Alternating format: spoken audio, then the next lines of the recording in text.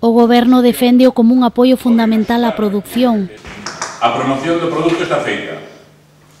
Hai pouca produción e o que se pretende dar o impulso para que aumente a produción e o que sí necesitamos é no medio a transformación. Esa é imprescindible. Non podemos dar o salto de aumentar a produción sin antes asegurarnos a elaboración do produto. Pese á insistencia, o Grupo de Goberno non concretou canto será o custe de sacrificio dos galos, nin cantos os usuarios do matadoiro.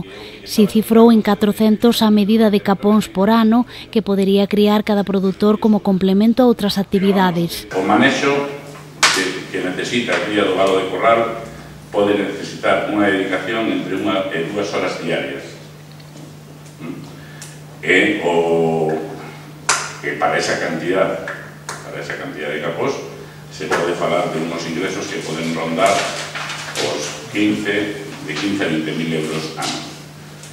Non é suficiente, lógicamente, como para que nadie se dedique exclusivamente a producción de gado de corral, pero sí como complemento á economía familiar, non? E me falan de 15.000 euros brutos, se entende? Home, aí quitemos os costes de produción, quitemos o do matadero, nos pobres traballan para vos, pero non por matadero.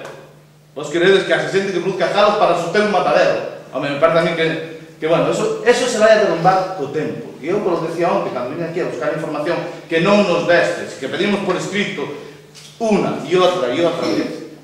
A oposición propuxo que se aproveite o actual matadeiro de gando, facéndolle unha remodelación para incluir unha liña de sacrificio de galo ou mesmo que se estude unha posible colaboración con centros como o de Sergude ou a finca de Mouriscade para o proceso de investigación.